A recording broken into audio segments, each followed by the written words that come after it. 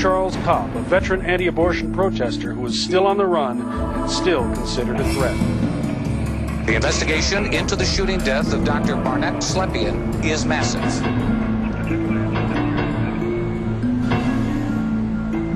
See, I told you, there's another one. How many more is it going to take before we finally realize that legalized abortion, in fact, will destroy the United States of America?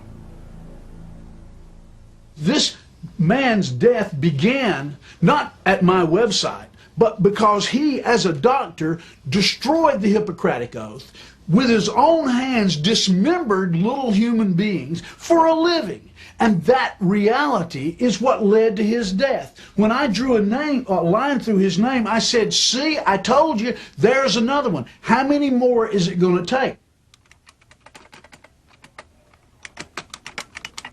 Oh, the list has about 400 names. You can click on them and it gives you their name, their home address, their office address, all of this kind of information. The black ones in black they're the people that are working. The grayed out names are people who've been wounded, and the strike-throughs, the ones like Dr. Slepian, are people who have been killed.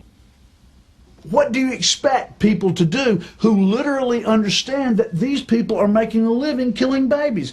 Well, the evidence is at hand. There are people out there who will go and blow their brains out.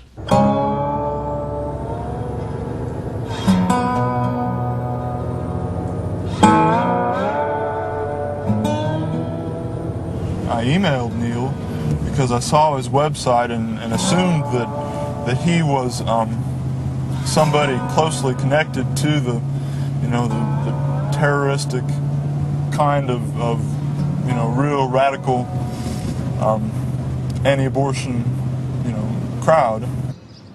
I know enough about human nature to know that the frustration that you were dealing with, the growing confusion, and is that which breeds rage, which finally erupts into the revolt of that we now call terrorism, but that is really the madness that grows out of irreconcilable rage. And what made me reach out to you and go, come on in, son, this is a good place for you to be, is that I realize that the vision that the Lord has given me can supply you with an alternative.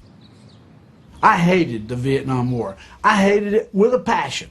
And I looked around at what we could do to stop the war. And one of the things that a lot of people were saying was, you know what will stop this war is if everybody in this country that presently supports it looks around and see themselves surrounded by freaks, counterculture outlaws. And what made outlaws in those days, all you had to do was reach out and pick up a marijuana cigarette and you smoke it. And if you inhaled, an outlaw.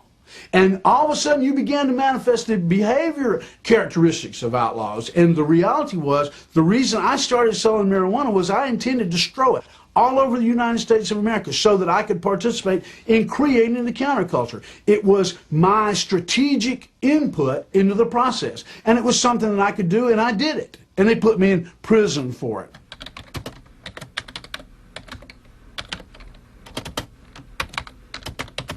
What I'm doing today in defense of the unborn children is that same kind of willingness to get down and understand how the system works and recognize that the only way we really can stop legalized abortion is if we, the people, can find enough a state that's willing to secede, and in the threat of that secession movement, wake the majority up and make the majority ask themselves, are they willing to see the United States of America destroyed in order to perpetuate legalized abortion?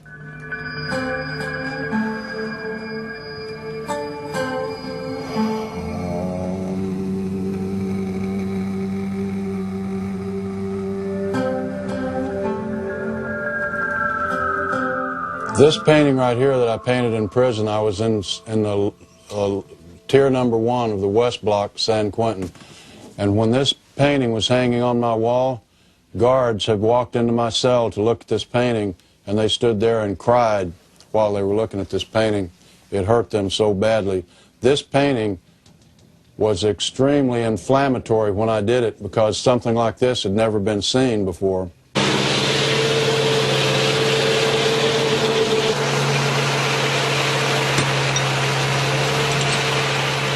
When I was in prison for a first-degree murder, the Lord called upon me. He moved me, actually, to circumcise myself. When I was first called upon, I said, gee, wow, can I do this thing? And by and by, I decided that not only could I do it, but I had to do it. And then, because I was so faithful to God during this operation, He Himself took His hand just like that, and hey, wow, just like I've got this glove on, He put His hand right inside my hand as if it were a glove, and took that razor blade in His own hand and helped me do that work. I did that work to demonstrate to myself, not to God. He already knows who I am, and He knows how strong I am, but to demonstrate to myself that I have the strength of discipline to do His work.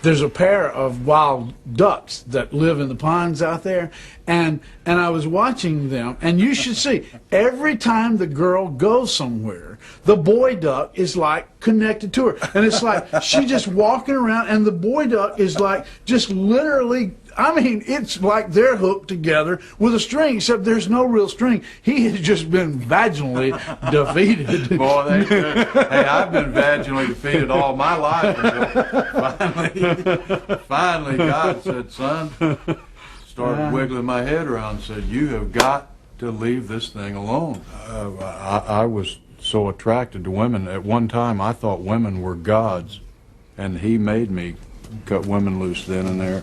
I quit smoking, quit drinking, quit meat. I circumcised myself. You're the only man I know that ever circumcised himself. You know that. You might, in fact, be the only man in Georgia or Alabama. I may be the only man in the whole world who's not insane. But all those things that I've had to do, you know, women were the toughest. I mean, women have got something going, buddy.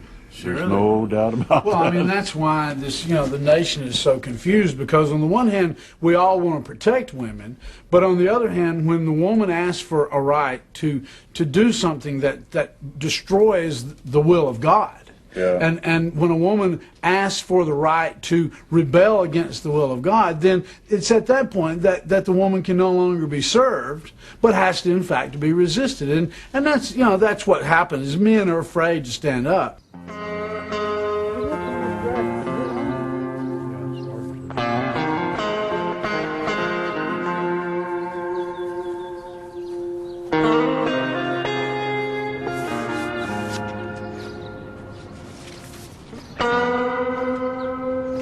What these people have done with all of their outrageous conduct is they have caused a revolution in this country, and there's going to be a hot civil war that kills an awful lot of people, and that's what we need. The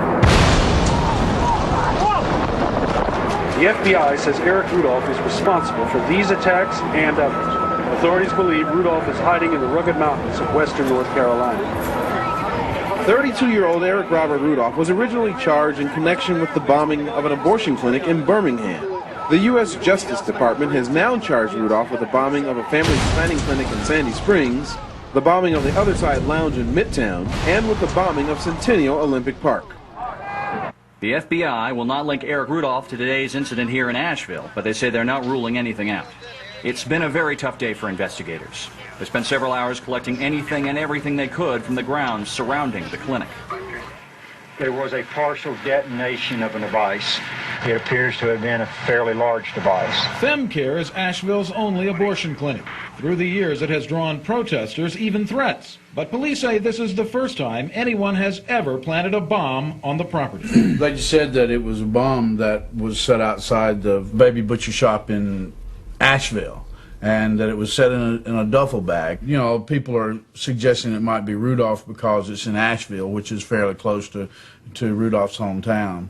But you know, what it is just another example of everything that I've been saying, that the more they tighten down on the website, the more they restrict us from having access to legitimate